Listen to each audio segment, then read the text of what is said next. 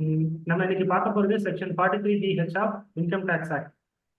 ஆக்சுவலாக இது last finance பில்ல தான் புதுசாக இன்சர்ட் பண்ணியிருக்குங்க.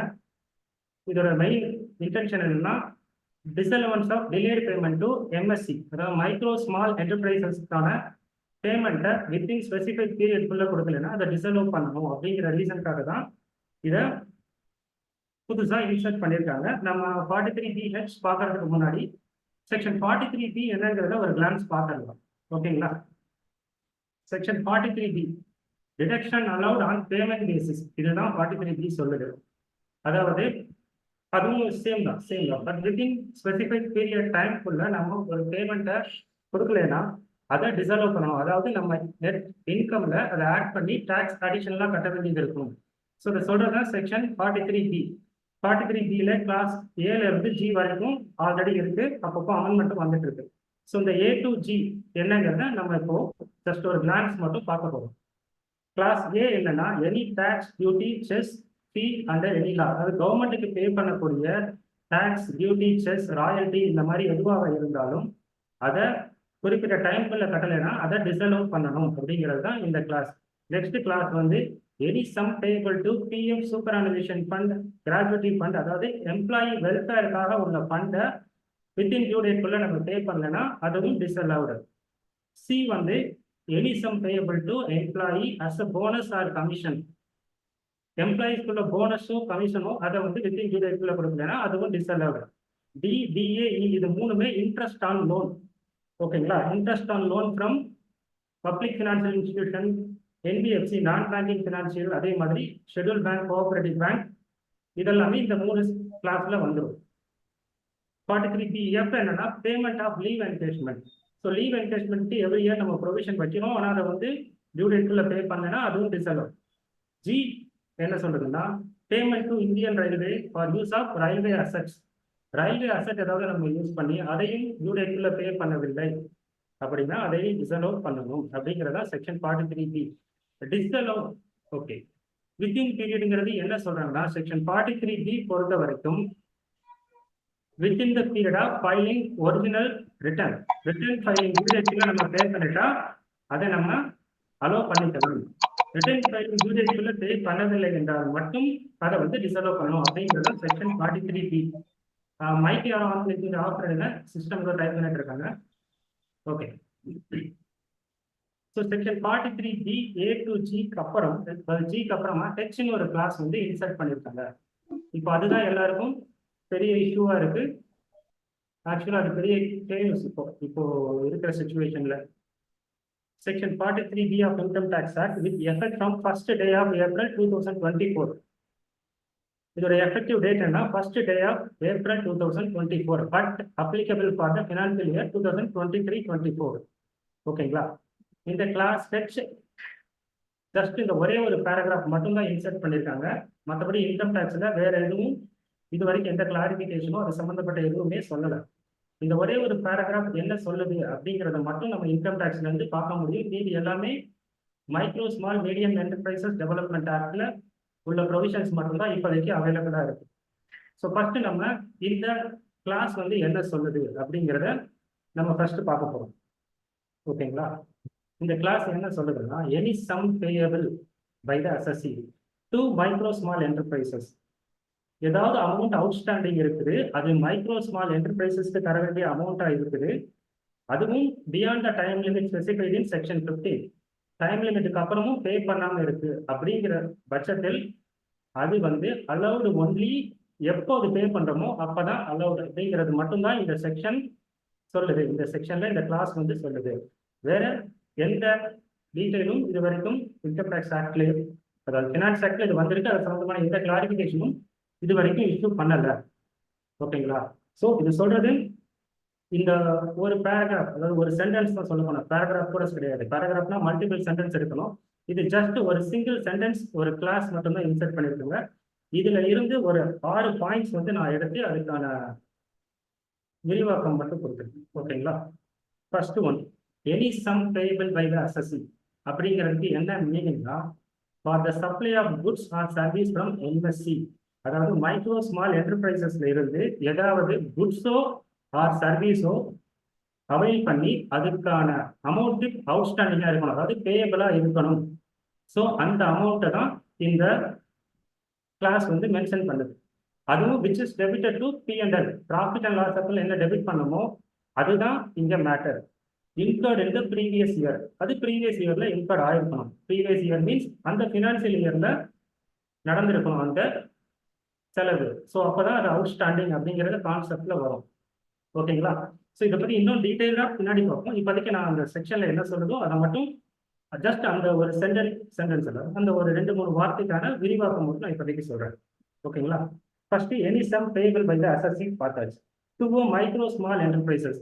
மைக்ரோ ஸ்மால் என்டர்பிரைசஸ்னா என்ன? ஸோ அப்படிங்கிறதுக்கு ஒரு கிளாசிஃபிகேஷன் வந்து இதுவும் MSME ஆக்ட்ல தான் இருக்கு. இதை தான் இங்க நான் வந்து ரிஃப்ளெக்ட் பண்ணியிருக்கேன். ஓகேங்களா?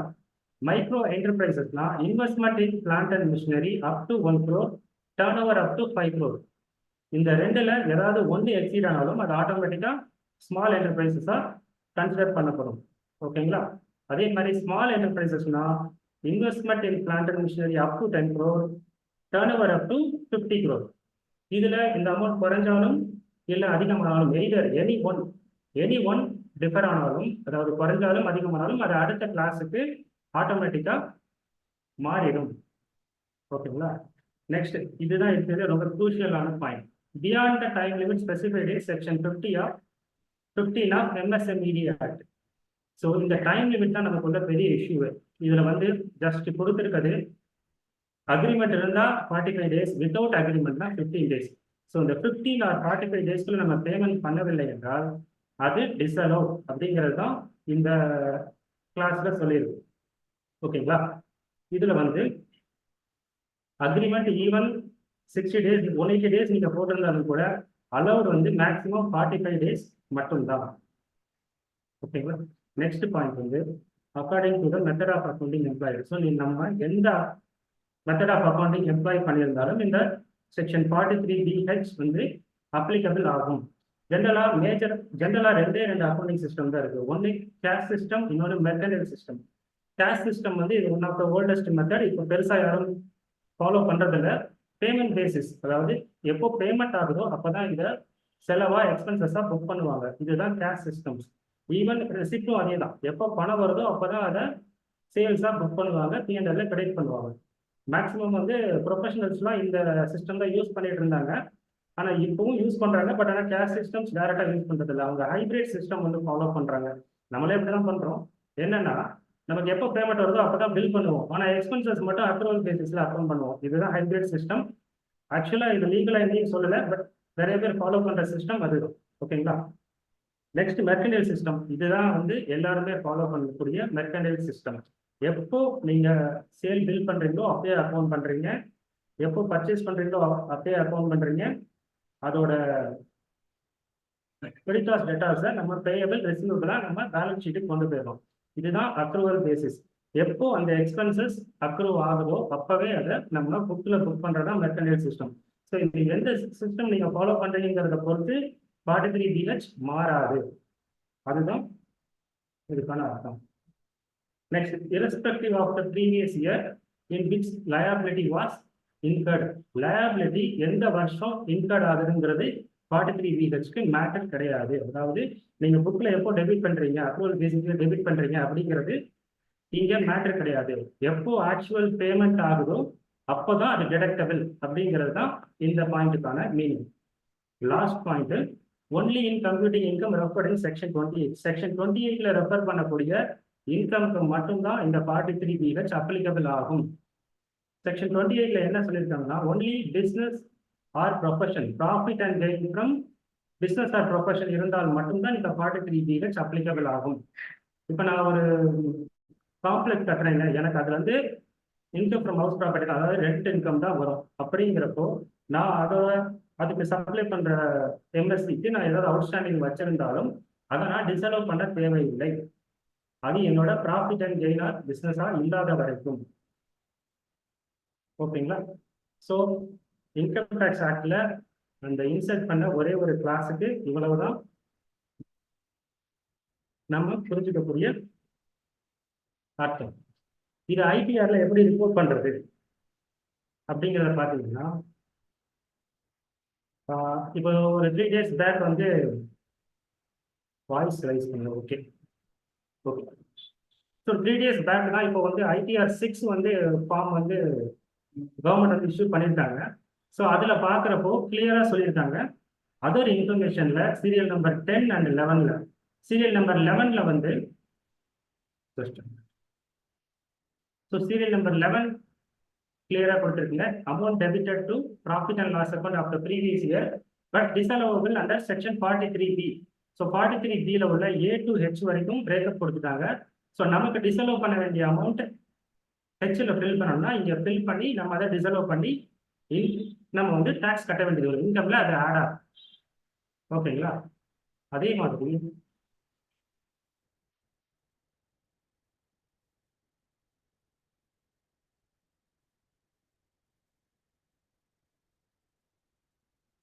மாதிரி சீரியல் நம்பர் 10ல் டிசலவ் ஆல்ரெடி பண்ணதை திருப்பி அலோவ் பண்ணணும் அப்படிங்கிறப்போ அதை சீரியல் நம்பர் 10ல் நம்ம காமிச்சு இன்கம்ல அதை மைனஸ் பண்ணிக்கலாம். ஓகேங்களா? ஸோ ஐடியிலிருந்து நம்ம மொத்தமாக சொல்ல வேண்டியது இவ்வளவுதான். ஸோ டோட்டல் 1 hour மீட்டிங் 10 நிமிஷத்தில் முடியுதுங்கிற மாதிரி நினைக்காதீங்க. ஐடியில் அவ்வளவுதான் இருக்கு. டெஃபினிஷன் சொல்லக்கூடியதோ இல்லை வேற எதுவும் இல்லை. மீதி எல்லாமே நம்ம micro small medium enterprises development ஆக்ட்ல இருந்து தான் எல்லாமே டெஃபினிஷன்ஸ்ல இருந்து அது கொடுத்துருக்க டைம் லிமிட், இன்ட்ரெஸ்ட் அப்ளிகபிள் மற்ற எல்லா ஆக்டிவிட்டியும் micro small medium enterprises development act, அதாவது MSMED ஆக்ட் 2006ல இருந்து தான் நம்ம எல்லாமே தெரிஞ்சுக்க வேண்டியது இருக்கு. ஓகே. ஸோ MSMED ஆக்ட்ல இருந்து இருக்கிற இது சம்பந்தப்பட்ட செக்ஷன் 43B சம்பந்தப்பட்ட டெஃபினிஷன்ஸ் அண்ட் அதில் கொடுத்துருக்க சில இதை மட்டும் நம்ம மேஜரா இனிமேல் பார்க்க போறோம். ஓகேங்களா? First appointed day. அப்பாயின்மெண்ட் டேங்கிறதுக்கான டெஃபினிஷன் வந்து செக்ஷன் B ல கொடுத்துருக்குங்க. Expiry of 15 days from the day of acceptance or the deemed day of acceptance. ஸோ அப்பாயின்மெண்ட் டேனா என்னன்னா இந்த 15 நாள், இந்த 15 நாளைக்குள்ள நீங்க பணத்தை செட்டில் பண்ணியிருக்கணும் in case of no return agreement. ஓகேங்களா? Day of acceptance and deemed day of அக்செப்டன்ஸ்னு சொல்றாங்க. ஸோ இது ரெண்டுக்கும் எக்ஸ்பிளனேஷனும் அந்த செக்ஷன் டே கொடுத்துருக்குங்க. டே ஆஃப் அக்செப்டன்ஸ்னா என்ன சொல்றாங்கன்னா ஆக்சுவல் டெலிவரி ஆஃப் குட்ஸ் என்னைக்கு ரிசீவ் ஆகுதோ அதுதான் day of acceptance. Or rendering of services, service எப்போ உங்களுக்கு பண்ணி முடிக்கிறாங்களோ அதுதான் day of acceptance. Okay. Questions கேட்குறாங்க. கொஸ்டின்ஸ்க்கு வந்து நம்ம கடைசியாக ஆன்சர் பண்ணிக்கலாம், இல்லை இடையில ஏதாவது கேப் இருந்தாலும் ஆன்சர் பண்ணிக்கலாம். ஓகேங்களா? ஸோ டே ஆஃப் அக்செப்டன்ஸ்ங்கிறது actual delivery of goods or rendering of services or where any objection made in writing. உங்களுக்கு அந்த குட்ஸ் ரிசீவ் ஆனதுலையோ இல்லை சர்வீஸ் ரிசீவ் ஆனதுலையோ ஏதாவது அப்ஜெக்ஷன் இருக்குன்னா வித்தின் 15 daysக்குள்ள நீங்க ரிட்டர்ன்ல உங்களோட சப்ளையரை கான்டாக்ட் பண்ணி நீங்க ரிட்டர்ன்ல கொடுத்துட்டீங்கன்னா அந்த அப்ஜெக்ஷனை அவர் எப்போ ரிமூவ் பண்றாரோ அன்னைக்கு டேட்டு தான் டே ஆஃப் அக்செப்டன்ஸ். ஓகேங்களா? அதாவது ஃபார் எக்ஸாம்பிள் நீங்க ஒரு குட்ஸை ரிசீவ் பண்றீங்க, அதை நீங்க அப்போதைக்கு பார்க்கல, ஒரு 2 daysக்கு அப்புறம் பாக்குறீங்க அது டேமேஜா இருக்கு அப்படிங்கிறப்போ ரிட்டர்ன்ல நீங்க உங்க சப்ளையருக்கு வித்தின் 15 daysக்குள்ள நீங்க ஒரு அப்ஜெக்ஷன் நீங்க ரிட்டர்ன்ல கொடுத்துட்டீங்கன்னா அவர் அதை சரி பண்ணி என்னைக்கு கொடுக்குறாரோ அன்னைக்குல இருந்து தான் அந்த டேட் ஸ்டார்ட் ஆகுது, அந்த 15 days 45 days கால்குலேஷன். பிகாஸ் இந்த கால்குலேஷன் தான் வெரி இம்பார்ட்டன்ட். நம்ம பில் டேட்ல இருந்து கால்குலேட் பண்ண முடியாது. Actual delivery of goods or rendering of services is very important. Day of acceptance or the day deemed day of acceptance. ஓகேங்களா? டீம்டு டே ஆஃப் அக்செப்டன்ஸ்ங்கிறது என்னன்னா நீங்க எப்போ அப்ஜெக்ஷன் எதுவும் 15 நாளைக்குள்ள கொடுக்கலையோ டெலிவரி ஆஃப் குட்ஸ் என்னைக்கோ அதுதான் day of acceptance. So day of அக்செப்டன்ஸ்ங்கிறதும் டீம்டு டே ஆஃப் அக்செப்டன்ஸ்லையும் ஒன்னே ஒன்று தான். Delivery of goods or rendering of services. Service எப்போ ரிசீவ் ஆகுதோ குட்ஸ் எப்போ டெலிவரி ஆகுதோ அப்ஜெக்ஷன் எதுவும் இல்லைன்னா ரெண்டும் ஒன்று தான். அப்ஜெக்ஷன் இருந்தால் மட்டும்தான் டிஃபர் ஆகுது. ஓகேங்களா? Next section 2E MSMED act. என்டர்பிரைஸ்னா என்னங்கிறத சொல்லுது. வாய்ஸ்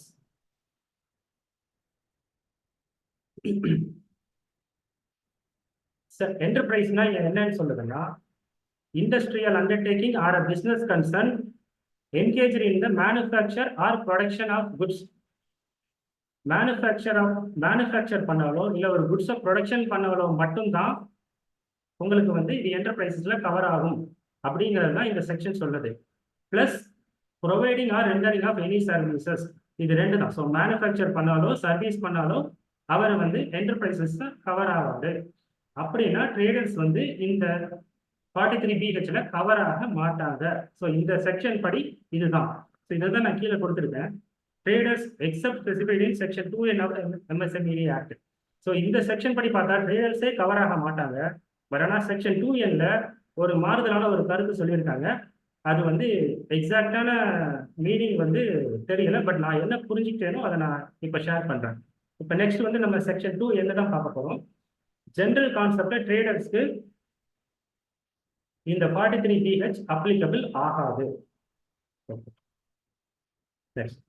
நான் சொன்ன இப்போ செக்ஷன் 2N பார்க்கலாம். செக்ஷன் 2Nல என்ன சொல்லியிருக்காங்கன்னா சப்ளையர்.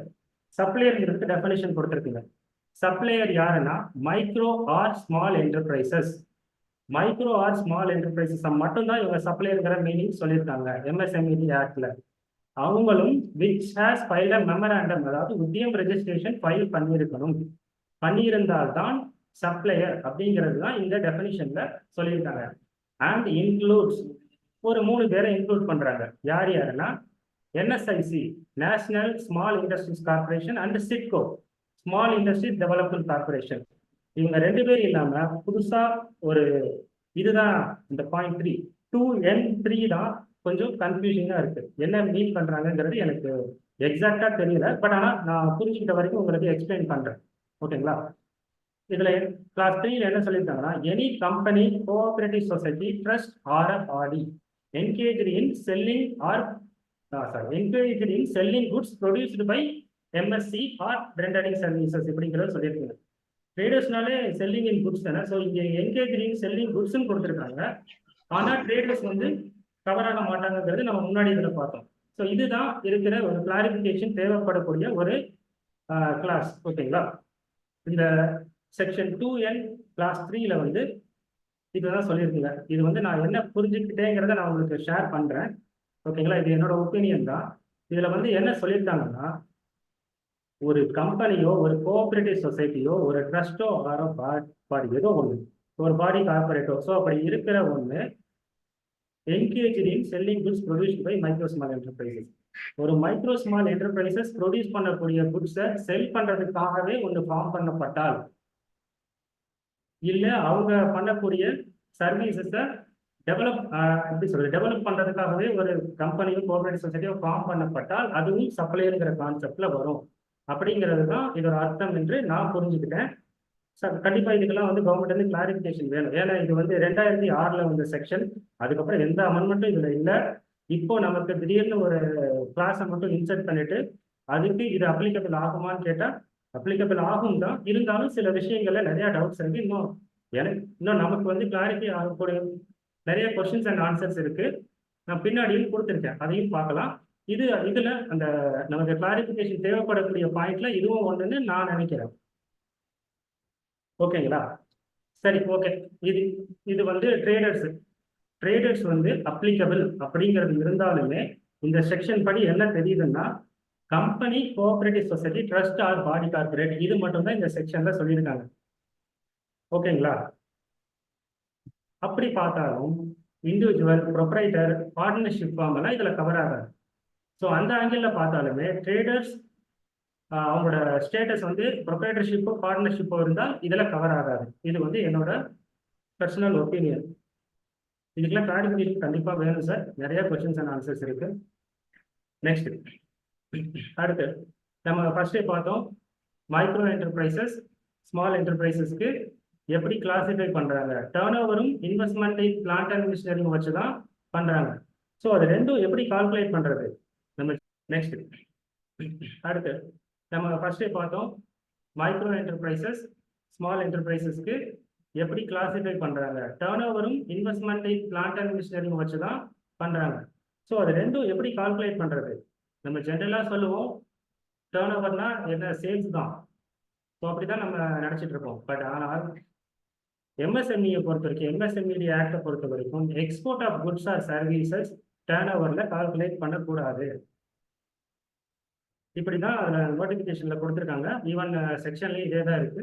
அதே மாதிரி all units with same PAN நமக்கு எப்படி ஜிஎஸ்டியில் வருதோ அக்ரிகேட் டர்ன் ஓவரோ அதே மாதிரி தான். So export of goods or services both shall be excluded. இப்போ ஒரு கம்பெனி மேஜரா எக்ஸ்போர்ட் மட்டும்தான் பண்ணிட்டு இருக்கு. ஃபார் எக்ஸாம்பிள் ஒரு 400 கோடி ரூபாய் அதோட டர்ன் ஓவர். அந்த கம்பெனி டொமஸ்டிக்லி சேல் பண்ணுது. அதோட டர்ன் ஓவர் வெறும் 5 கோடிக்குள்ளதான் இல்ல ஒரு 50 கோடிக்குள்ளதான் அப்படிங்கிறத பாக்குறப்போ நம்ம டர்ன் ஓவர் கிளாசிபிகேஷன் படி எக்ஸ்போர்ட்டை எக்ஸ்க்ளூட் பண்ணிட்டா அந்த கம்பெனி ஸ்மால் கேட்டகரியிலையோ மைக்ரோ கேட்டகரியிலையோ வந்துடும். ஸோ அப்படிங்கிறப்போ அந்த கம்பெனிக்கு நம்ம அவுட்ஸ்டாண்டிங் வச்சிருந்தாலும் அதையும் டிசலோவ் பண்ற மாதிரி வந்துடும். ஓகேங்களா? ஸோ 400 கோடி டர்ன் ஓவர் அப்படிங்கிறப்ப அது ஆட்டோமேட்டிக்காக லார்ஜ் இண்டஸ்ட்ரியில வர வேண்டியது எக்ஸ்போர்ட் டர்ன் ஓவரை நம்ம ரெடியூஸ் பண்றதுனால ஆட்டோமேட்டிக்காக அதுவும் மைக்ரோ ஸ்மால் அப்படிங்கிற கேட்டகரியில வருது. ஸோ வந்து இது ஒரு பெரிய இஷ்யூ. இதுக்கும் கிளாரிபிகேஷன் தேவைப்படுது. ஓகேங்களா? நெக்ஸ்ட் வந்து இதே நோட்டிபிகேஷன்ல இன்னொரு பாயிண்ட்டும் சொல்லியிருக்காங்க. நம்ம உத்தியம் ரெஜிஸ்ட்ரேஷன்ல நம்ம ஐடி ஃபைல் பண்ணியிருக்கோம் ஆல்ரெடி அப்படிங்கிறத எஸ்ன்னு கொடுத்தாலோ இல்லை ஜிஎஸ்டிக்கு நம்ம டீட்டெயில் கொடுத்தாலோ டர்ன் ஓவர் ஆட்டோமேட்டிக்காக பாப்புலேட் ஆகி வந்துடும். அந்த டர்ன் ஓவர் பாப்புலேட் ஆகி வர்றது ஐடியிலேருந்து பாப்புலேட் ஆகி வருது அப்படிங்கிறத அர்த்தமா இருந்தால் ஐடியில் நம்ம எக்ஸ்போர்ட் ஆஃப் குட்ஸையும் சேர்த்து தான் டர்ன் ஓவரில் காமிப்போம். ஸோ நமக்கு வந்து எக்ஸ்போர்ட் ஆஃப் குட்ஸும் சேர்ந்து டர்ன் ஓவரா நம்ம உத்தியம் சர்டிஃபிகேட்ல வருதாங்கிறதும் ஒரு டவுட். இதெல்லாம் என்னோட டவுட்ஸ் சார். இதுக்குள்ள கிளாரிபிகேஷன் கண்டிப்பா தேவைப்படும். ரெண்டாவது investment in plant and machinery. So investment in plant and மிஷினரியில எந்தெந்த காஸ்ட் எல்லாம் ஆட் ஆகக்கூடாதுன்னு கீழே லிஸ்ட் இருக்கு. ஒரு 11 ஐட்டம்ஸ் கொடுத்துருக்காங்க. மெயின் ஐட்டம்ஸ் வந்து cost of pollution control. Pollution கண்ட்ரோலுக்கான காஸ்ட்டும் research and development and industrial safety டிவைஸும் இன்வெஸ்ட்மெண்ட் அந்த இன்வெஸ்ட்மெண்ட் கால்குலேட் பண்றதுக்கு நம்ம வந்து இதை எக்ஸ்க்ளூட் பண்ணிடணும். அதுல வந்து அதுக்கான பிரேக்கப் கொடுத்துருக்குங்க. Equipment such as tools, jigs, dies, moulds, spares இதெல்லாம் மெயின்டெனன்ஸ் காஸ்ட், கன்சியூமபிள் ஸ்டோர்ஸ் இதெல்லாம் வந்து கால்குலேட் பண்ணக்கூடாது. Installation of plant and machinery, அதே மாதிரி technical knowhow of erections. Plant and machinery install பண்ணக்கூடிய செலவும் அந்த எரெக்ஷன் பண்ணக்கூடியதுக்கான நோஹவும் இதுல இன்க்ளூட் பண்ணக்கூடாது. அடுத்து R and D, pollution control, gas producer plant. Gas produce பண்ணக்கூடிய ஒரு பிளான்ட் இருந்தால் அது இன்வெஸ்ட்மெண்ட்ல கிடையாது. இன்வெஸ்ட்மெண்ட்ல நம்ம கால்குலேட் பண்ணக்கூடாது. அதே மாதிரி power generation set, extra transformer installed இது எதுவுமே இன்க்ளூட் பண்ணக்கூடாது. Bank charges, service charges, transportation charges இதெல்லாம் நம்ம புக்ல வந்து புக் பண்ணுவோம். ஏன்னா it is related to asset. அசட்டுக்கு சம்பந்தப்படக்கூடிய நம்ம எக்ஸ்பென்சஸ் எல்லாமே நம்ம புக்ல வந்து அசட்ல தான் நம்ம புக் பண்ணுவோம். But for the calculation of investment in plant and machinery இதை நம்ம எடுத்துக்க கூடாது. அதே மாதிரி தான் installation cable, wires, electrical, storage tank. So இந்த லிஸ்ட் வந்து பார்த்துக்கோங்க. இதெல்லாம் வந்து இன்க்ளூட் பண்ணக்கூடாது. Next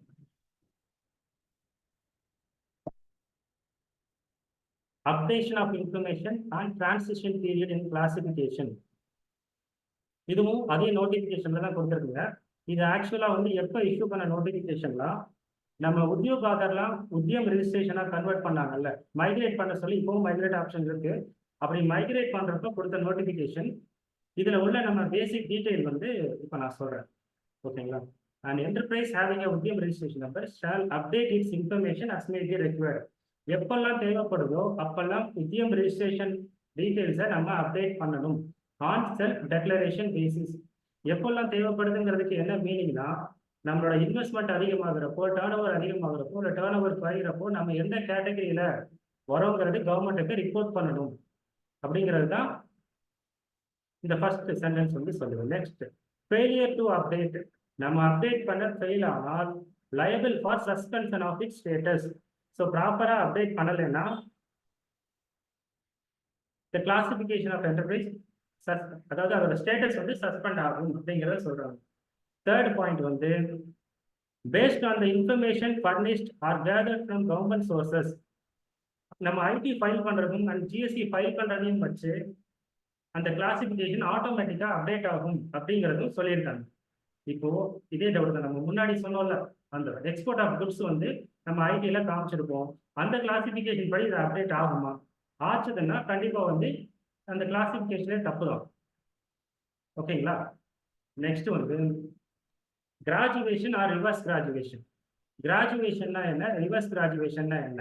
கிராஜுவேஷன்னா upward. ஓகேங்களா, அதாவது ஒரு மைக்ரோல இருந்து ஸ்மால் என்டர்பிரைசஸ்க்கு கன்வெர்ட் ஆகிற சுச்சுவேஷன் வந்து கிராஜுவேஷன் சொல்றாங்க. ரிவர்ஸ் கிராஜுவேஷன்னா டவுன்வர்டு, மேல இருந்து கீழே வருது. ஒரு மீடியம்ல இருந்து ஸ்மாலுக்கோ, ஸ்மால்ல இருந்து மைக்ரோவோ வந்தா அது ரிவர்ஸ் கிராஜுவேஷன்.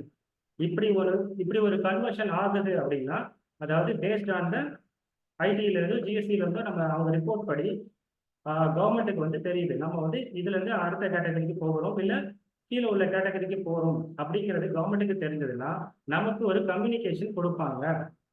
உங்களோட ஸ்டேட்டஸ் வந்து இந்த மாதிரி சேஞ்ச் ஆயிடுச்சு, இல்ல நீங்க சேஞ்ச் பண்ணுங்க அப்படிங்கிற கம்யூனிகேஷன் வந்து கொடுப்பாங்க அப்படிங்கிறது அந்த நோட்டிபிகேஷன்ல சொல்லியிருக்காங்க.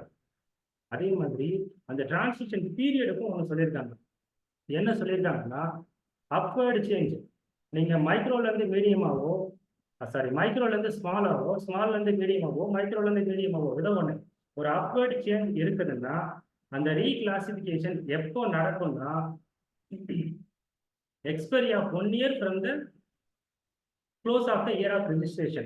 ஃபார் எக்ஸாம்பிள், நீங்க இந்த இயர் ரெஜிஸ்டர் பண்ணியிருக்கீங்க அப்படின்னா இந்த இயர் வந்து இன்னைக்கு தான் ரெஜிஸ்டர் பண்றீங்க. ஓகேங்களா, ஏன்னா இந்த கிளாஸ் அந்த சட்டம் வந்ததுக்கு அப்புறம் தான் நம்ம உத்தியம்ல ரெஜிஸ்டர் பண்ணல, நம்ம வந்து இப்போ பண்ணிடுவோம் அப்படின்னு சொல்லிட்டு இன்னைக்கு நீங்க உத்தியம் ரெஜிஸ்டர் பண்றீங்க. இப்போ வந்து நீங்க கிளாஸ் வந்து ஒரு ஃபிகரை தப்பா போட்டோம் மைக்ரோன்னு சொல்லி ஃபைல் பண்ணிட்டீங்க. ஓகேங்களா, ஸோ அப்படிங்கிறப்போ நீங்க இப்போ ஃபைல் பண்ணதுனால இந்த இயர் முடிவில் இருந்து, அதாவது 31 மார்ச்ல இருந்து நெக்ஸ்ட் 1 இயர் வரைக்கும் நீங்க அப்வர்டு சேஞ்ச் பண்ண முடியாது அப்படிங்கிறத இந்த நோட்டிபிகேஷன் சொல்லுது. Expiry of 1 year from the closure of the year of registration. So register பண்ண வருஷம் முடிவில் இருந்து 1 இயர் வரைக்கும் உங்களால அப்வர்டு சேஞ்ச் பண்ண முடியாது. ஓகே, இதே மாதிரி ரிவர்ஸ் கிராஜுவேஷன். ரிவர்ஸ் கிராஜுவேஷன் என்ன சொல்லிட்டேன், டவுன்வர்டு. ஓகேங்களா, ஒரு enterprise register under act or not, நீங்க ரெஜிஸ்டர் பண்ணீங்களோ பண்ணலையோ, will continue its present category till the closure of financial year. இந்த வருஷம் முடிகிற வரைக்கும் நீங்க இந்த கேட்டகரியில இருந்து மாற முடியாது. ஆல்ரெடி நீங்க ரெஜிஸ்டர் பண்ணிருக்கீங்க. ஓகேங்களா, நீங்க வந்து மைக்ரோவா இருக்கீங்க, இல்ல மீடியம் என்டர்பிரைசஸா இப்ப இருக்கீங்க. இப்ப ஏதோ ஒரு ரீசனாலேயோ, இல்ல நீங்க இந்த இயர் ஸ்டார்டிங்ல வந்து நீங்க மீடியம் என்டர்பிரைஸ் தான். ஓகேங்களா, எப்படி சொல்றது உங்களுக்கு, இந்த இயர் ஸ்டார்டிங்ல நீங்க எந்த அப்டேஷனும் பண்ணல, உங்களோட ஸ்டேட்டஸ் மீடியம் என்டர்பிரைசஸ் தான் இருக்கு. ஆனா ஆக்சுவலா நீங்க 2 வருஷம் முன்னாடியே ஸ்மால் என்டர்பிரைசஸ் கேட்டகரிக்கு மாறிட்டீங்க. ஆனா அதை நீங்க ப்ராப்பரா உத்தியம்ல அப்டேட் பண்ணல, உங்களோட சர்டிபிகேட்ல இன்னமும் மீடியம் தான் இருக்கு. ஆனா ஆக்சுவலா நீங்க ஸ்மால் என்டர்பிரைசஸ். இப்ப நீங்க போய் அப்டேட் பண்ணலாமான்னு கேட்டா பண்ணலாம். ஆனா அது எப்ப எஃபெக்ட் ஆகும்னா 1 ஏப்ரல் இருந்து எஃபெக்ட் ஆகும். ஸோ நீங்க இப்ப மீடியமா இருந்தீங்கன்னா ஆட்டோமேட்டிக்கா டவுன்லோட்ல ஸ்மால் வர முடியாது அப்படிங்கிறதா இப்ப இது. ஸோ உங்களுக்கு இந்த 43 DHோட பெனிஃபிட் கிடைக்காது இந்த இயர். ஓகேங்களா, ஓகே. ஸோ இந்த ரிவர்ஸ் கிராஜுவேஷன் வந்து எனக்கு கான்செப்ட் புரியுது. ஸோ இப்போ மீடியமா இருந்து நம்ம டவுன்வர்டு போக முடியாது, பெனிஃபிட் கவர்மெண்ட்டுக்கு போகுது. ஓகேங்களா, அதுவும் கரெக்டாக இந்த இயர் மட்டும்தான் கொடுத்துருக்குன்னா 1 ஏப்ரல் இருந்து அப்ளிகபிள் ஆகுது. இந்த அப்வர்டு சேஞ்சில் எனக்கு அந்த கிளாசிஃபிகேஷன் புரியல. ஸோ 2 வருஷத்துக்கு நான் அப்வர்டு சேஞ்ச் ஆக முடியாதுங்கிறாங்கல்ல, ஸோ அது கவர்மெண்ட்டுக்கு ரெவன்யூ லாஸ் தானே. அது வந்து எனக்கு எக்ஸாக்டா என்ன ரீசன் புரியல. மேபி இது சம்மந்தமாகவும் கிளாரிஃபிகேஷன் தேவைப்படலாம். ஓகே, இப்போ நெக்ஸ்ட் ஒன், நம்ம எம்எஸ்எம்இடி ஆக்ட்ல டிலேடு பேமெண்ட்டுக்கு என்னென்ன கான்சிக்வன்சஸ் இருக்கு அப்படிங்கிறத நம்ம பார்க்கலாம். செக்ஷன் 15 என்ன சொல்லுதுன்னா, on or before the agreed upon in writing. ரைட்டிங்ல இருந்தா 45 days, ரைட்டிங்ல இல்லைன்னா 15 days. இதை சொல்றது செக்ஷன் 15. அந்த டேட்டுக்குள்ள பேமெண்ட் பண்ணணும் அப்படிங்கிறத சொல்றது செக்ஷன் 15. இது 2006லயே வந்துருச்சு. அப்படி அந்த ஸ்பெசிஃபைட் டைம் பீரியடுக்குள்ள பணம் கொடுக்கலைன்னா அந்த பையர் வந்து liable to pay compound interest with monthly. So compound interest at the time of at 3 times of bank rate notified by RBI. ஓகேங்களா, ஸோ காம்பவுண்ட் இன்ட்ரெஸ்ட் அதுவும் 3 times of bank rate. இப்போ கரண்ட்ல வந்து bank rate என்ன இருக்குன்னா 6.5%.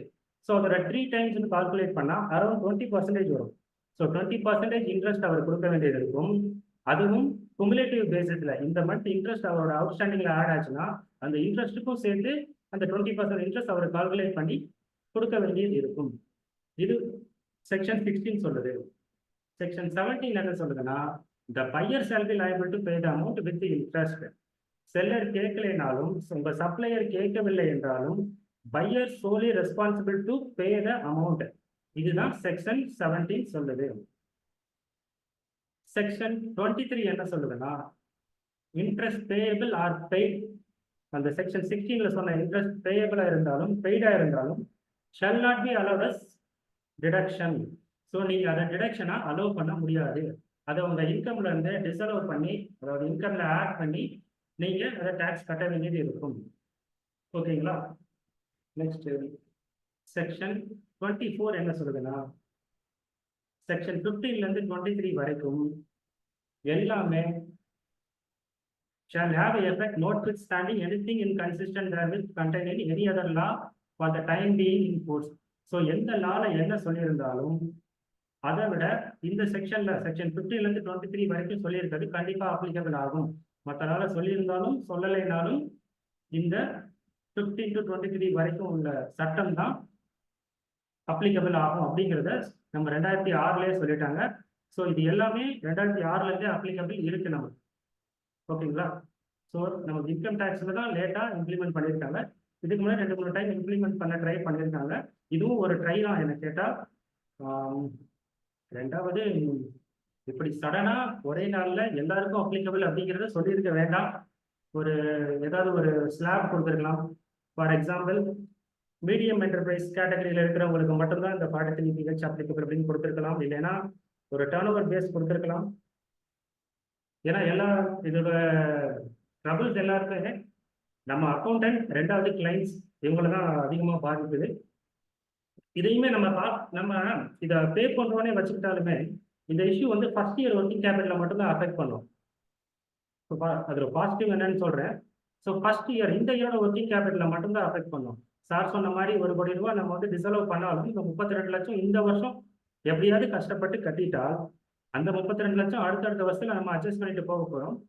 But ஆனால் ப்ராக்டிக்கலாக யோசிச்சு பார்த்தா நிறைய கம்பெனிஸ் வந்து மைக்ரோ டு மைக்ரோ தான் பிஸ்னஸே பண்ணிட்டு இருக்காங்க, இல்லை ஸ்மால் டு மைக்ரோ.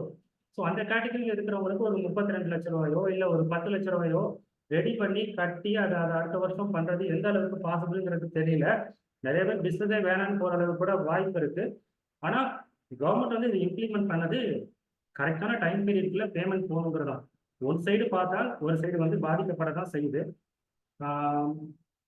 பட் ஆனால் இந்த ரெஸ்ட்ரிக்ஷன் தேவைப்படும். அப்போதான் நான் எல்லாருக்குமே டைம்லி பேமெண்ட்டும் வரும். Okay. So bank rate notified interest rate வந்து கடந்த 10 வருஷத்துக்கு என்னென்ன மாறி இருக்கு, இப்போ கரண்ட்ல என்ன ரேட் இருக்குங்கிறது ஒரு டேபிள் மட்டும் போட்டிருக்கேன். இந்த மீட்டிங் முடிஞ்சதும் உங்களுக்கு இந்த பிபிடி கூட நான் ஷேர் பண்றேன், நீங்க ரெஃபர் பண்ணிக்கலாம். ஓகே, இப்போ கரண்ட் ரேட் என்னன்னா 6.5%. கடைசியா 8 ஜனவரி 2023, கரெக்டா 1 இயருக்கு முன்னாடி கவர்மெண்ட் நோட்டிஃபை பண்ணது, ஆர்பிஐ நோட்டிஃபை பண்ணது. அதுக்கப்புறம் எதுவும் சேஞ்சஸ் இல்லை. ஓகேங்களா? ஸோ ஒரு சில இதுக்கப்புறம் எல்லாமே வந்து கொஸ்டின் ஆன்சர். சார் எவ்வளவு நேரம் ஆயிருக்கு சார்?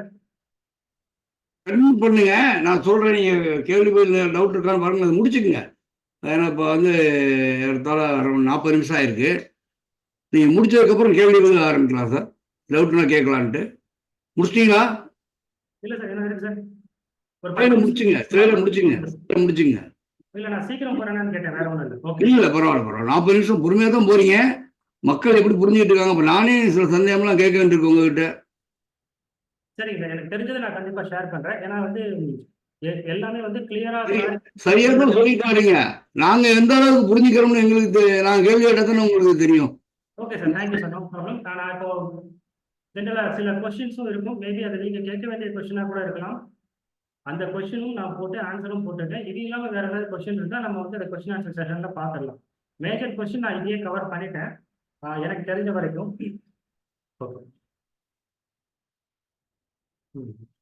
இந்த கேள்வி கொஞ்சம் எக்ஸ்பிளைன் பண்ணுங்க சார். சார் இந்த கொஸ்டின் ஆன்சர் முதல் கேள்வி, இது 43B வந்து 44AD 44ADA 44AD கேஸ்க்கு பொருந்துமா? இதுதான் வந்து கொஸ்டின். ஓகேங்களா? ஆனா இதுக்கு வந்து ஒரு 2 விதமான டிஃபரன்ஸ் ஆஃப் ஒப்பீனியன் இருக்கு. 2 விதமான பதில் வந்து இருக்கு. சில எக்ஸ்பர்ட் என்ன சொல்றாங்கன்னா 44ADக்கு அப்ளிகபிள் கிடையாது, பிரசன்டிவ் இன்கம் எதுக்கும் அப்ளிகபிள் கிடையாதுங்கிறாங்க. என்ன ரீசன் சொல்றாங்கன்னா, அதாவது இந்த 3 செக்ஷனுமே ஸ்டார்ட் ஆகுறதே notwithstanding anything contrary contained in section 28 to 43C. அதாவது செக்ஷன் 28ல இருந்து 43C வரைக்கும் சொன்னதுக்கு மாறாக அப்படின்னு தான் இந்த 3 செக்ஷனுமே ஸ்டார்ட் ஆகுது. ஸோ அப்படிங்கிறப்போ 43C வரைக்கும்ங்கிறப்போ 43Bயும் அப்ளிகபிள் ஆகாது அப்படிங்கிறது தான் நிறைய பேரோட வியூவும் கூட. ஈவன் இப்போ ITR 4 வந்து நமக்கு லாஸ்ட் மந்த் கவர்மெண்ட் வந்து இஷ்யூ பண்ணிட்டாங்க. அந்த ஃபார்ம்லையும் டிசலவன்ஸ்க்கான காலம் இல்லை. ஸோ இது என்ன இதுல இருந்து என்ன தெரிய வருதுன்னா, ITR 4 அதாவது ப்ரிசம்டிவ் இன்கம் எதுக்கும் 43BH அப்ளிகபிள் இல்லை அப்படிங்கிறதா தெரிய வருது. பட் ஆனால் ஒரு கேஸ்ல என்ன சொல்லியிருக்காங்கன்னா, நம்ம அதையும் பார்க்க வேண்டியது இருக்கு. இந்த டிஃபரன்ஸ் ஆஃப் ஒப்பீனியன் சொன்னேன்ல, ஸோ இந்த செகண்ட் ஒப்பீனியன் இதுதான். Goodluck Kinetic west income tax officer. So இந்த கேஸ்ல என்ன சொல்லியிருக்காங்கன்னா, 43B தான் 43B has far wider, அதாவது 43B வந்து far wider coverage இருக்கு அப்படிங்கிறோம். அதாவது wider coverage வந்து 43B தான் இருக்கு. ஏன்னா 43B ல என்ன சொல்லியிருக்காங்கன்னா, notwithstanding anything containing any other provisions of the act, அந்த presumptive இன்கம்லையாவது இந்த செக்ஷன் மாறாக அப்படிங்கிற ஒரு வார்த்தை தான் சொல்லியிருக்காங்க. ஆனா 43B ல any other provisions of this act, இந்த ஆக்ட்ல சொன்ன எல்லா ப்ரொவிஷனுக்கும் மாறாக இந்த 43B அப்ளிகபிள் ஆகும் அப்படிங்கிறத நோட் பண்ணி அவங்க என்ன ஜட்ஜ்மெண்ட் கொடுத்துருக்காங்கன்னா, ஆக்சுவலாக இந்த கேஸ் வந்து எதுக்கு போனாங்கன்னா, அசஸிங் ஆஃபீஸர் வந்து இந்த மாதிரி ஆக்சுவல் பேமெண்ட் பண்ணலை, அவர் வந்து ப்ரிசம்டிவ் இன்கம் தான் காமிச்சிருக்காரு, ஆனால் வந்து பேமெண்ட் டியூ டேட்ல பண்ணதுனால அதை டிசலவ் பண்ணுறேன் அப்படின்னு சொல்லி போன கேஸ் தான், ட்ரிபியூனலுக்கு போன கேஸ் தான் இது. ஆனால் அது வந்து டிசலவன்ஸ் மேட் பை அசஸிங் ஆஃபீஸர் வந்து வேற ஆர்டர், அது வந்து கரெக்டாக தான் இருக்கு. ஸோ டிசலவன்ஸ் கரெக்ட் தான் அப்படின்னு சொல்லி ஜட்ஜ்மெண்ட் இருக்கு. ஸோ இந்த ஜட்ஜ்மெண்ட் பேஸ் பண்ணி பார்த்தா 44AD அண்ட் ADA கேசஸ்க்கும் இது அப்ளிகபிள் ஆகும் அப்படிங்கிறது தான் தெரியுது. ஸோ இதுக்கும் கண்டிப்பாக கவர்மெண்ட்டோ இன்கம் டேக்ஸ் டிபார்ட்மெண்ட்டோ கிளாரிஃபிகேஷன் வந்து இஷ்யூ பண்ணாதான் நமக்கு வந்து கிளியராக இருக்கும். இது வந்து என்னோட ஜட்ஜ்மெண்ட். ஓகேங்களா, என்னோட அசஸ்மெண்ட். சரி, ஓகே சார். அடுத்தது போகணும். நெக்ஸ்ட் கொஸ்டின் வந்து சொல்லுங்க.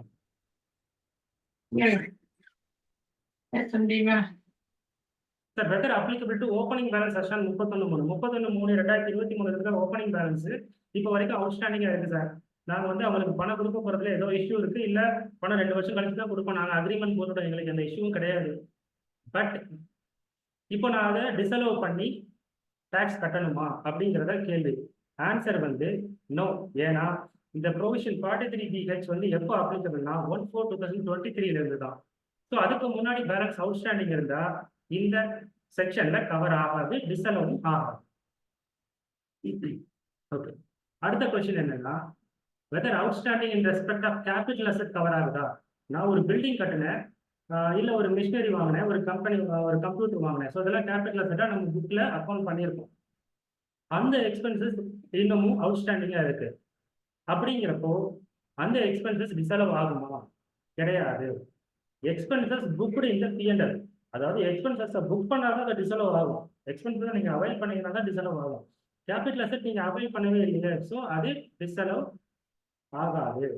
ஓகேங்களா, 43BH வந்து கேபிட்டல் அசெட் அவுட்ஸ்டாண்டிங்க்கு கவர் ஆகாது. Next question.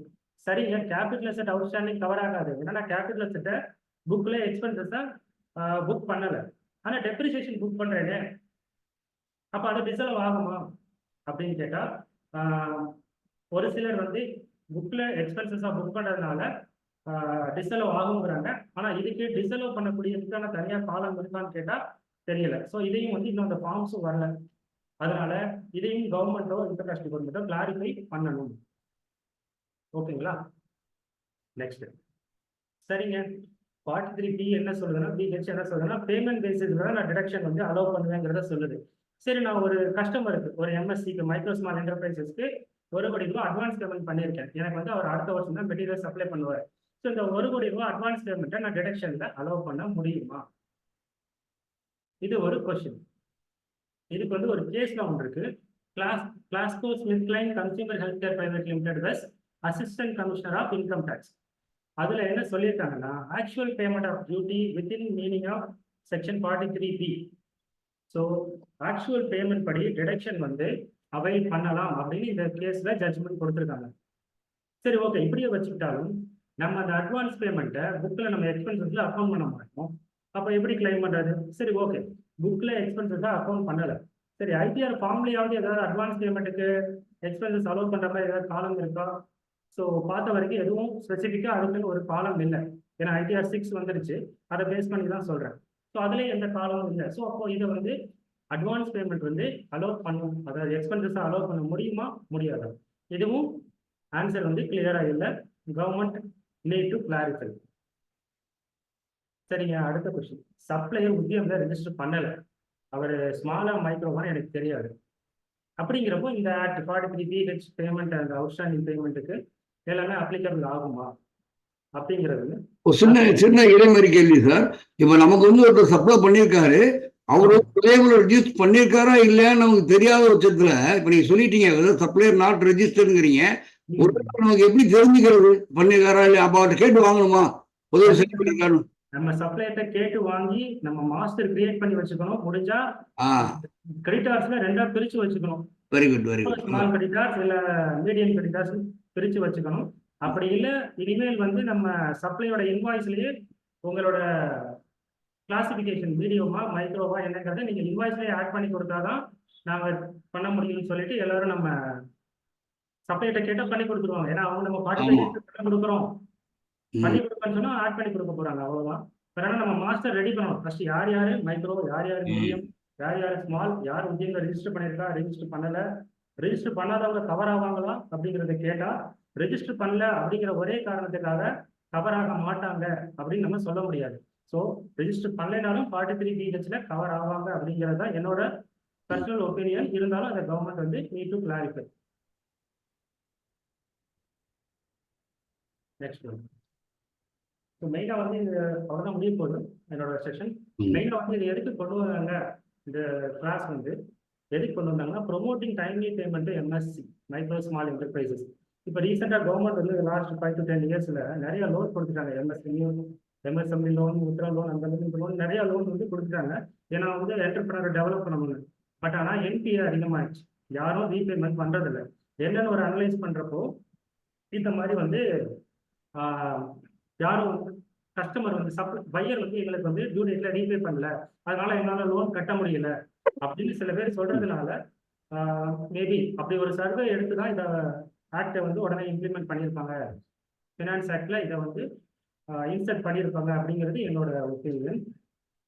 ஓகே, இதுல வந்து வேற என்ன இருக்கு?